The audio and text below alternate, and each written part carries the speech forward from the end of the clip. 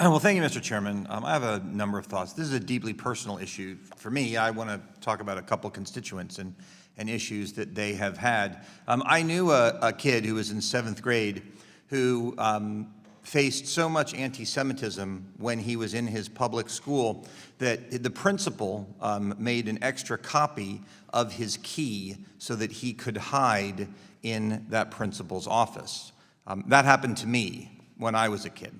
And when I had children, I made a decision that I would fight to make sure that my children didn't have to go through what I did as a kid. It's a promise, by the way, I've failed to live up to, because my son, after October 7th, got into a fight at school because he was a Jewish kid. Now, fortunately, my son's 6'2", and he's a varsity athlete. It was Jacob won. The other kid didn't end up in such great shape. But nonetheless, he never should have had to go through that. I actually wear the kippah that I wear right now. I didn't wear it until May the 6th. I wear it because my son asked me to, in honor of all the Jewish kids that do not feel safe to wear theirs. And so I literally wear a target on my head these days, because that is what, unfortunately, we live in the world today. But when I sit in these hearings, I feel like I'm in an alternative universe, and here is why. We have solved this problem in Florida. We do not have this problem in Florida. And we don't have it because of some Office of Civil Rights and $280 million of extra funding. We have it because we passed bills that made sense. For example, the state of Florida designated CARE a terrorist organization and said governments shouldn't work with organizations that say that October 7th made them happy. But not only that, we passed a bill, and this is my question. I actually want to start with Ms. Neely. We passed a bill. It was my bill. The bill did something very simple. It said, as Rabbi Jacobs implied, we should not discriminate in how we deal with discrimination. And the bill was very simple. It said Florida adopted the IRA definition of anti-Semitism, the most widespread definition of anti-Semitism that is out there. And it said that if you are a K-12 institution, you simply must treat anti-Semitism the same way you treat racism. If you've got a code of conduct, delete black, put in Jew, delete racism, put in anti-Semitism, and treat them the same. And when we did that, the problems ended. So my question to you, Ms. Neely, you talked about how things would not be the same if it was other religious groups. Do you believe if we did something like this federally, like we did in Florida, that we could address the problem nationally? It has been astonishing to watch across the country administrators turn a blind eye to this. We reached out to about 24 districts after October 7th, asking them for statements, comparing what they said after George Floyd's murder with what happened after October 7th. Many districts were silent, some equivocated, and some just pretended that didn't happen at all. We actually also reached out to a number of school districts that had used the Black Lives Matter at School curriculum, because you remember that BLM had posted that lovely graphic of the paraglider afterwards. And so we said, well, in light of this, are you planning on using this curriculum and having this event going forward? A school board member in upstate New York in Rochester said, well, let's remember the role that the Jews played in the slave trade. None of us have clean hands. So when you have failed leadership at the top of a district, at the top of a state that won't do anything, as you said, you can have all the laws in the books, but if people won't get off their butts and do anything about it, it doesn't matter. But I do think it takes real leadership like we've seen in Florida, and I think as we are seeing from this committee, to address an issue, to acknowledge an issue.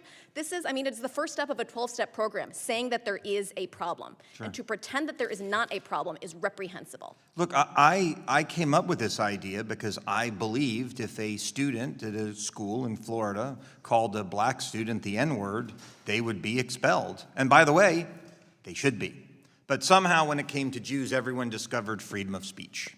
And so that is why we came up with this principle, which is you can't burn a cross if you're the KKK on the college green. You shouldn't be able to say from the river to the sea, kill all the Jews. They're the same thing. So Dr. Shufadinsky, and I apologize if I got your name wrong, what is your view? Again, simply passing a law that says you must treat defining anti-Semitism, and you must treat it the same way as you treat racism. Do you believe that would help solve the problem?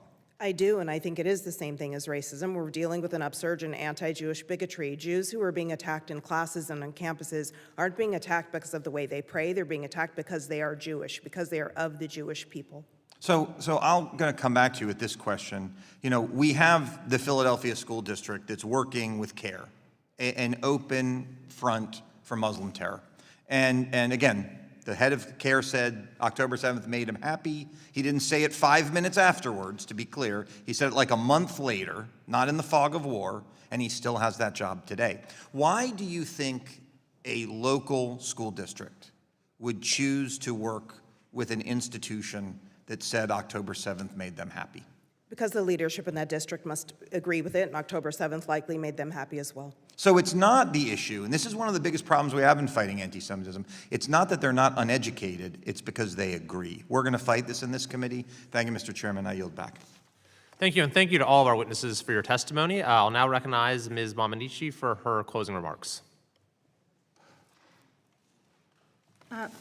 Thank you very much, Mr. Chairman, and thank you to the witnesses for your testimony. As we heard multiple times, this is the 11th hearing on anti-Semitism we've had in the past few years, and what has happened? Are things better?